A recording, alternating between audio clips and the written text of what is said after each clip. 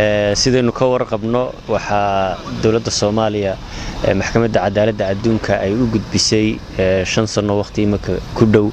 dacwad ay ku difaacayso kagana doodayso xuduudda badda dacwadaas meel fiican bay maraysaa waxaynu ka warsugaynaa maxkamadda cadaaladda adduunka in go'aan cadaalad ku dhisan ay ka soo saarto annagu mar walba dawladda Soomaaliya waxay aaminsan tahay in hab cadaalad ah oo ay maxkamaddu gacanta ay dacwadda ku hayso lagu go'aamiyo kiiska u dhaxeeya Soomaaliya iyo walaalaheen Kenya waxaan noo yeedhay maxkamadda cadaaladda adduunka si aan uga jawaabno codsi ay soo gudbisay dawladda Kenya oo ku saabsan waatii ay ogeedeen 9 September ayaanu u ballansanayn iyadoo aanu istiyaarinay oo aan maxkamadda u soo diyaar garownay looyaradeennii iyo dhammaanteenba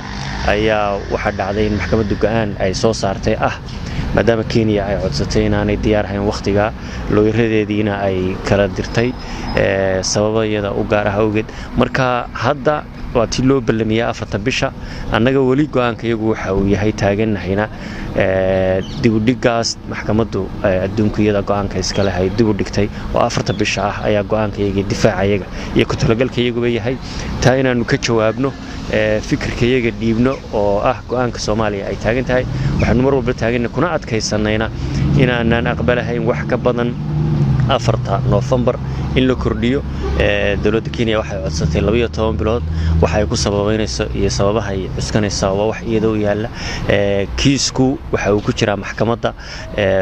qaab socod ahaan iyo nuxur ahaanba in aan wax ka sheegno ma aha annaga fikirkayagii dawladda aan isla wada ogni dawladuna ogtahay waa cad yahay waa la wadaagnay maxkamadda isagoo qoraala iyo isagoo dood ahba waa dhiibanay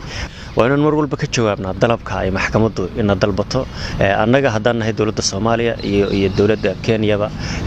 waxa u yeedhay maxkamadda adduunka si labada dhinacba ay u dhageysato waxay ku bilowday dhageysiga dhinaca Kenya iyo wafdigoodii iyo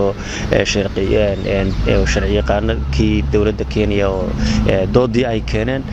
haddana waxaan la siiyay annaga inaan ka jawaabno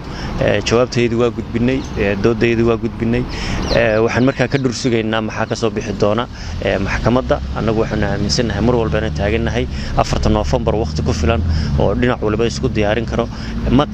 garmaqalkana la keeni karo in doodooda dhinac walba la yimaado inuu u bisil yahay waa inaan maxkamadda cadaaladda adduunka ka dhursugnaa annagu waa ku kalsoonahay mar walba annagu mowqifkaygu waa 4 bisha November ayaanu ku adkaysano kordhintii labaad ay ahayd dawladda Kenya 12 bilood bay codsatay annagu waxaanu ku adkaysanay doodeediina ku jeedinay